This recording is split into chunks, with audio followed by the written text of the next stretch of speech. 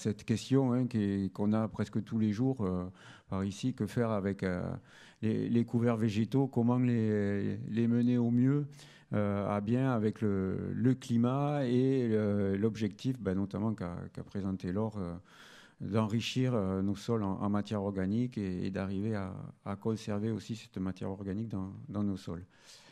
Donc, première question, on a commencé à voir, Laure a commencé à, voir à nous présenter ben, des résultats au niveau national de la matière organique. Olivier, qu'en est-il sur nos sols, en fait, du Languedoc-Roussillon en termes de matière organique? Donc, là-dessus, déjà, c'est vrai que Laure l'a déjà cité tout à l'heure, mais c'est le côté donc, GIS-Sol. Donc, le GIS-Sol, pour le présenter un petit peu, c'est le groupe d'intérêt scientifique Sol. C'est quelque chose quand même qui est très spécifique à la France et qui est un modèle unique, même à l'échelle européenne et mondiale, où depuis 1995, tous les 16 km à l'échelle du territoire français, il y a des prélèvements qui sont effectués, toujours sur les mêmes points GPS, enfin les mêmes points à des distances à peu près équivalentes, et pour avoir un suivi dynamique en fait, de l'ensemble des paramètres analytiques des sols. Donc, ce qui permet de faire des cartographies et, et de faire des constats du coup chiffrés sur les évolutions de matière organique, biomasse microbienne, tous les autres aspects. Et donc là, c'est la carte effectivement du territoire du Languedoc, on va dire, de tout ce pourtour méditerranéen, et qui est effectivement ce qu'a montré aussi Laure tout à l'heure, c'est-à-dire un secteur où la matière organique est très faible, globalement. Les teneurs en matière organique restent faibles. Et ce qu'il y a derrière, qu'on ne voit pas forcément sur ce graphique-là, c'est la notion de dynamique aussi. C'est-à-dire que depuis 1995, on continue à baisser. C'est-à-dire que voilà, c'est vraiment un des enjeux importants. Donc ça a été une des portes d'entrée du projet donc Resa et Moviti, dont on parlera aujourd'hui. Donc avec le lien notamment sur les aléas aussi, ce qu'a présenté Laure tout à l'heure, sur le côté érosion et autres aléas.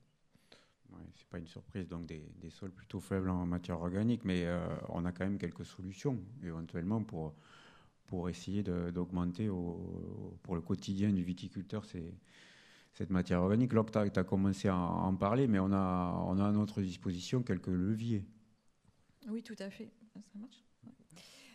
Oui, ce que j'ai évoqué tout à l'heure, c'est que pour améliorer ces stocks de matière organique, en fait, la principale porte d'entrée, c'est d'augmenter les entrées organiques, et les couverts végétaux, pour ça, sont un levier très très important. Et donc, Léo, qui n'est pas là, a fait une revue de la littérature internationale sur les services qui sont apportés par les couverts végétaux, au-delà d'enrichir le sol en matière organique, et qui sont représentés ici. Donc en fait, les couverts végétaux, ils vont avoir un rôle important sur la fertilité physique du sol, notamment parce que déjà, ils vont couvrir le sol et qui vont permettre en fait de limiter la dégradation de ce sol par l'action des pluies.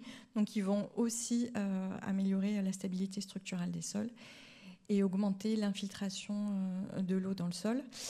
Et ces processus-là vont permettre la limitation du ruissellement et de l'érosion, et la meilleure recharge en eau des sols en hiver. Donc ces aspects physiques qui sont à la fois liés au fait que le couvert est présent, couvre le sol, que le système racinaire du couvert en fait va aussi contribuer en fait à la structuration du sol par sa présence et par la libération d'exudats racinaires. Et aussi parce que ce couvert, quelle que soit la façon dont il est entretenu, il va être une source de matière organique en continu via la restitution de ses parties aériennes, qu'on le détruise ou qu'on le tonde, et de ces parties racinaires qui sont en constante renouvellement, quoi. Les couverts, en fait, ils vont aussi jouer sur la fertilité chimique, et notamment en fait, lorsqu'on met en œuvre des couverts qui sont à base de légumineuses et qui vont permettre en fait de capter l'azote du sol et de le restituer au sol quand ils seront détruits. Ils vont jouer aussi sur l'alimentation, sur la fertilité chimique en tant que source de matière organique. Et par la limitation aussi, ça c'est important en fait, et notamment pour les couverts hivernaux, du lessivage et de la lixivation des éléments, et donc de l'entraînement des nutriments qui sont apportés via la minéralisation de la matière organique hors de la parcelle. En fait, ils vont pouvoir les stocker à un instant donné pour les recycler et pouvoir les fournir à la vigne après leur destruction. Bon, les couverts, ils ont aussi un rôle hyper important sur la fertilité biologique, en fait, puisqu'il est prouvé qu'ils augmentent la teneur en biomasse microbienne et la diversité microbienne. Ils jouent à la fois sur l'habitat, le gîte et le couvert, en fait, sur l'habitat et la nutrition des organismes du sol. En fait, ils sont aussi, en tant que source de matière organique, en fait, ils vont participer au stockage du carbone et ils vont jouer aussi sur la limitation de la pollution des eaux, notamment par la réduction du ruissellement et de l'érosion. Et ensuite, en tant qu'habitat, en fait, pour les organismes du sol, et notamment des organismes qui peuvent être des auxiliaires, en fait, ils vont pouvoir jouer sur la biodiversité du sol, sur la régulation des bioagresseurs et aussi sur la régulation des adventices. Ouais. Malheureusement, si ça n'avait que des avantages, on aurait de l'herbe partout sur nos sols, que ce soit des couverts hivernaux ou permanents. Malheureusement, il n'y a pas que des avantages par rapport à ces couverts végétaux quand même. Voilà, mais je pense que vous en êtes tous bien conscients. En fait, là, on a fait le panel de tout ce que ça amène. C'est, on va dire, un petit peu au niveau environnemental, le mode d'entretien du sol idéal. Mais les couverts végétaux, ils ont aussi ce qu'on appelle des disservices, que vous connaissez très bien. C'est-à-dire qu'ils vont générer une compétition hydrique et azotée vis-à-vis de la vigne, qui va affecter en fait le statut azoté de la vigne. En fait, il va être consommateur de nutriments et donc entrer en compétition avec la vigne. Et donc ça se traduit en fait sur la vigne par une diminution de sa croissance végétative et de sa vigueur, qui peut être souhaitée dans une certaine mesure en fait pour améliorer le côté prophylaxique, mais qui n'est plus du tout souhaitée lorsqu'elle affecte le rendement viticole. Et ça peut jouer aussi sur le potentiel qualitatif des raisins et notamment baisser les teneurs en azote assimilables des mous. Voilà. Alors après, tous ces disservices, en fait, ils sont en fonction effectivement des types de couverts et de la façon dont on les gère. Donc les couverts temporaires, ils vont avoir un impact moindre que les couverts permanents, dans le sens où on va être à même de les détruire avant qu'ils ne deviennent trop concurrentiels.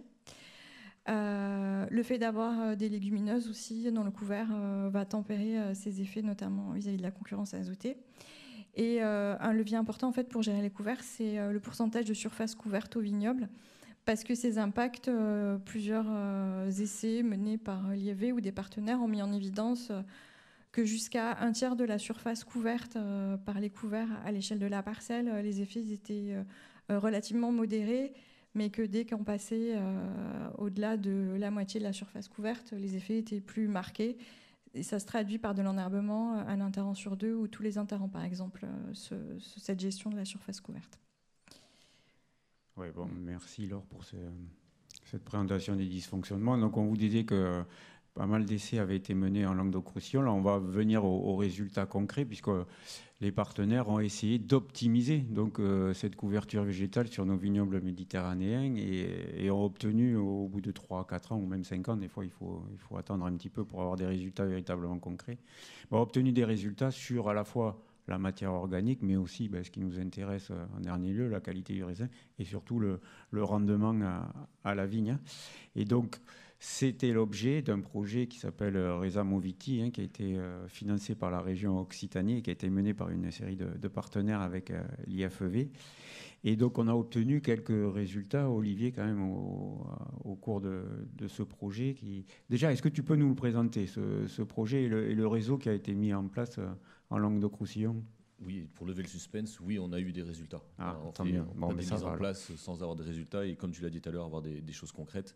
Donc effectivement, l'objectif de ce programme-là, c'est de se dire comment, dans des situations méditerranéennes, qui sont quand même des situations très spécifiques, au niveau climatique notamment, comment on peut améliorer l'augmentation des taux de matière organique. C'était vraiment ça l'idée au départ, de quels sont les leviers, et de ne pas opposer des leviers, mais au contraire peut-être essayer de les mettre en synergie. Donc ça, c'est le premier constat.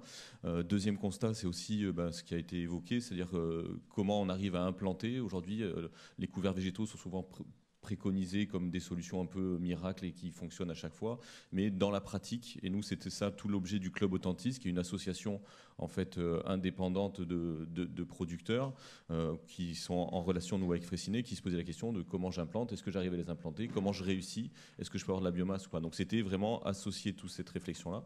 Et pour répondre à cette question, en fait, on a eu un projet avec plusieurs niveaux en fait. Notamment des parcelles de niveau un petit peu recherche, donc 4 parcelles de niveau recherche, le 4 Palaja, Casténo et le chapitre, où là on a comparé, je vous prends le dispositif, des parties où on met du travail de sol seul, un amendement seul, un couvert seul et un couvert plus amendement. Et donc ça, après on avait d'autres dispositifs, tu peux passer la diapo suivante peut-être. Donc voilà, ça c'est les 2 niveaux en fait, donc vous avez soit le niveau 3, ce que je viens d'expliquer, donc des parcelles où on va avoir un travail de sol, donc sol nu toute l'année. Un autre système, on va apporter un amendement organique. Donc là, on est sur des amendements de l'ordre de 1 tonne par hectare, donc des restitutions qui sont juste sur de la compensation en fait des pertes. C'est pas un objectif d'augmenter les teneurs en matière organique, mais d'être en compensation. Et après, donc le C, c'est la modalité juste couvert. Et après, le côté CA, donc c'est couvert plus amendement. Donc ça, c'est sur le dispositif des 4 parcelles dont je viens de vous parler. Et après, on avait 4 autres parcelles où on avait un dispositif qui était juste, je dirais, amendement sur toute la parcelle et couvert à côté, ce qui permettait de voir en fait vraiment l'interaction sur les deux. Et donc tout au long des 3 années de l'expérimentation, on a suivi les teneurs en matière organique des sols, on a fait des bilans de biomasse microbienne, on est allé regarder les bilans de biomasse végétale produite et on est allé regarder aussi tout ce qui se passait après au niveau de la vigne et un petit peu toute la dynamique, quoi. Et donc au niveau du sol, ça a donné quoi là, ces essais? Donc les grandes conclusions qui ressortent de cette étude, donc encore une fois, je suis porte-voix de Léo, hein, mais donc ce qui est ressorti de l'étude, ce qu'on note ensemble, dans toutes les modalités, on a vu des taux de matière organique qui ont augmenté. Donc, ce qui pose des questions d'un point de vue un petit peu méthodologique, parce que même sur le témoin travaillé, on a des augmentations de taux de matière organique. Donc, ça pose des questions, mais n'empêche que ce qu'on a pu observer, c'est quand même dans les modalités où il y avait amendement et couvert, où on avait une augmentation un peu plus importante, et notamment sur la partie, sur les fractions un peu plus dynamiques. Voilà. Et après aussi, un des aspects qui était important, c'est que tout ce qui était biomasse microbienne et taux de minéralisation, là où le seul endroit où on a pu avoir vraiment des augmentations significatives, c'est là où on avait des couverts et des amendements. Donc là, c'était au niveau du sol, ce qu'on a pu observer, sachant que la biomasse microbienne, dans ce qu'a présenté Laure tout à l'heure, et l'activité microbienne, c'est vraiment le premier indicateur qui bouge. Ça fait partie des premiers indicateurs dynamiques en termes où on voit si le sol bouge ou pas. Des 3 années d'essai, quoi. Et du coup, sur les 3 années, donc au bout des 3 années, ce qu'on a noté, c'est que partout où il y a eu amendement plus couvert, on a une augmentation significative de la biomasse microbienne et de l'activité de minéralisation. Et ensuite, au niveau du végétal, est-ce que vous avez pu voir des choses qui ont bougé ou pas? On parlait toujours au niveau du sol. Donc voilà, ça c'était pour montrer qu'en fait c'était des graphiques un petit peu plus fouillés, je dirais. Mais donc ce que vous voyez ici, c'est les évolutions, des évolutions de matière organique. Donc à gauche les matières organiques liées et à droite les matières organiques libres, et la dynamique qu'il y a eu en fait par rapport à l'état initial. Donc vous voyez qu'il y a déjà un des aspects, c'est ce qu'on notera aussi tout dans la journée, c'est qu'il y a un aspect parcelle dépendant, c'est-à-dire que toutes les parcelles ne vont pas réagir forcément de la même façon, même si l'enjeu du réseau, c'est d'avoir des grandes tendances. Et ce qu'on a pu noter, c'est qu'on voit bien qu'il y a principalement, là où on voit les plus grosses augmentations, c'est toujours pareil, là on a le couvert plus l'amendement, donc c'est l'association des deux qui permet d'avoir ces augmentations de matière organique. Et ensuite, donc, au niveau du végétal, on en parlait, est-ce que le risque qu'on craint tous, c'est la concurrence, c'est quand même hydrique et azotée que ça peut générer. Vous avez quelques résultats par rapport à ça, c'est la biomasse. Ouais, donc en fait, compliqué. Compliqué. Il va falloir traduire là. Bon, on a mis des petites flèches rouges, oranges et vertes. Ouais. Ça va. Ça clarifie. Donc en fait, il a été suivi le statut azoté donc, par des teneurs en chlorophylle, donc exactement ce qu'a présenté Damien tout à l'heure. En fait, dans l'idée, c'est de se dire, voilà, comment est le statut azoté. Et ce qui a été observé, donc on le regarde à floraison et à véraison, à 2 temps un petit peu différents. Et ce qui a été observé, c'est que la première année, partout où il y a eu des couverts, on a eu une dépréciation, donc ce qui ne se voit pas forcément trop sur le graphique, mais la différence entre les barres noires là qu'on peut voir donc sur la partie verte et la partie rose sur 2021, elle est en dessous des deux autres parties roses. Et donc on a, en point de vue statistique, une différence quand même en termes de statut azoté. Donc la première année, vraiment un impact, et qu'on n'a pas retrouvé, qui s'est gommé un petit peu au cours du temps sur les différentes implantations et après les mises en place. Donc voilà. Donc là, on le rappelle, on est sur un couvert permanent? Non, pas du tout. On est sur hivernal. des semis. En fait, on est sur un couvert hivernal, donc c'est des semis qui se font le plus proche possible de la vendange. Ce qui a été vraiment travaillé, ce qui a été même regardé dans certaines situations, quand on a essayé de semer avant vendange. Et après, c'est ce que je vous montrerai, enfin, ce qui est montré en conclusion aussi derrière, c'est aussi de regarder la date de destruction, quand est-ce que c'était le plus favorable, parce que tous ces paramètres-là vont jouer, quoi. Donc c'est effectivement couverts hivernaux et pas permanents. Donc une concurrence azotée observée sur les 2 premières années quand même, malgré le fait que ce soit que des couverts hivernaux. C'est ça, tout à fait. Mais par contre, sur les 2 dernières années... Sur les 2 dernières années, on ne l'a pas observé. Et en ce qui concerne le rendement, donc sur l'aspect rendement, on n'a pas pu, le dispositif n'a pas montré de différence significative entre les modalités, pas de différence non plus sur le nombre de grappes entre les différentes modalités. Le seul effet qu'on a pu observer, c'est ce que vous avez ici, c'est un effet sur la masse de 200B, avec une petite différence, une différence significative en fait entre les modalités, et surtout sur le côté interaction année, c'est-à-dire que selon l'année, certaines modalités vont exprimer plus ou moins ce poids de 200B. Donc globalement, les couverts hivernaux n'ont pas impacté les rendements des différentes parcelles, quelle que soit la situation, on va dire, climatologique de la parcelle. Globalement, oui, mais sachant que même le témoin n'a pas présenté de différence. Oui, par rapport au témoin, bien sûr. Et en termes de vigueur aussi, parce que l'inquiétude qu'on a souvent quand on met des couverts végétaux, c'est vigueur et puis nutrition azotée de la plante. Est-ce que ça... Donc c'est ce qu'on a pu suivre nous sur le poids de bois de taille. Là par contre on a pu voir des effets significatifs, donc des modalités et des années.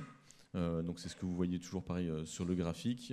Et avec au terme, je dirais, à la dernière année de mesure, on a gommé toutes les disparités. C'est-à-dire qu'en fait on avait plus, selon l'année, encore une fois, des différences qui ont pu être observées, mais au final on avait un petit peu moins de différence, même si on peut observer sur 2023, il y a 2 parties où on a eu une baisse un petit peu des bois de taille, mais plus liée au côté année que le reste. D'accord. Bon, on pourra poser d'autres questions, mais en conclusion, qu'est-ce que cet essai donc, a permis de... Donc là, on a fait un focus un peu sol, mais tu peux peut-être passer la diapo suivante. Mais on a fait un focus un peu sol et un focus un peu plante. Mais ce qu'il faut retenir, et c'était tout un travail qui a été effectué, c'est notamment ce qui est facteur de réussite découvert. Et donc ce qui a été vraiment bien démontré dans ce réseau-là, c'est de dire que ce qui va faire la réussite découverte, la première chose, c'est les données climatiques. Ça veut dire que si vous avez, grosso modo, je vais vous le faire très raccourci, mais une pluie dans les 20 jours qui suivent le couvert, déjà, il y a une grande chance que ça puisse fonctionner. Et après, pareil, ça enfonce un peu des portes ouvertes, mais ça permet de valider certaines choses. Une pluie aussi printanière a permis d'avoir des productions de biomasse. Donc ça, c'était un des aspects majeurs. Et ce qui a été aussi très, très clairement mis en avant, c'est partout, en fait, on avait fait des apports d'amendements organiques. Les couverts végétaux se sont mieux implantés et ont permis une meilleure réussite. Donc là, ce que ça signifie derrière, c'est qu'il faut vraiment penser, en fait, le couvert végétal, c'est une deuxième culture, donc ça ne se fait pas à la volée, à la fin, il faut vraiment le préparer, il faut le prévoir, et plus j'ai un amendement organique qui a été associé, plus je vais réussir, au final, mon implantation et ma culture. Donc c'est-à-dire que c'est des leviers aujourd'hui qu'il faut vraiment jouer en parallèle, et si jamais on veut augmenter et avoir un levier fort sur l'augmentation des matières organiques. Après, sur tout ce qui a été concurrence hydrique et azotée, donc on a pu voir des différences sur les premières années, mais qui après se sont atténuées. Sur le rendement, je vous l'ai dit, un impact qui a été quand même limité, même si on a pu voir certains éléments. Sur les taux de matière organique, encore une fois, conclusion aujourd'hui, qui pour moi, on doit être très prudent là-dessus, à 3 ans. On a des dispositifs qui sont trop courts. Je pense que c'est ce que tu soulevais un peu, Damien, et ce que montrait aussi Laure tout à l'heure, c'est-à-dire que sur les taux de matière organique, pour vraiment voir si on impacte ces taux de matière organique, il faut passer minimum 5 ans 10 ans. Et donc là, c'est là où on appelle nos amis les financeurs, que s'ils pouvaient nous suivre aussi un petit peu plus sur la longue durée, ce serait pas mal. Et après, sur l'activité biologique aussi, c'est ce que je vous ai montré. Donc vraiment, ce qui ressort de ce travail-là, c'est qu'en climat méditerranéen, aujourd'hui, mettre des couverts végétaux, c'est quand même très dépendant du climat. Donc c'est quelque chose sur lequel vous avez pas forcément de prise, donc il reste quand même un facteur de risque. Donc c'est-à-dire que pour limiter ce facteur de risque, il faut peut-être essayer de travailler en association avec d'autres éléments pour pouvoir peut-être réussir. Et les premières années, en termes de quantité de biomasse, c'est vrai que si une année sèche, vous n'avez pas de biomasse, quoi. On n'est pas dans des territoires type océanique où la pluviométrie va faire de la production de biomasse, et donc on n'est pas encore vraiment dans ce schéma-là, quoi.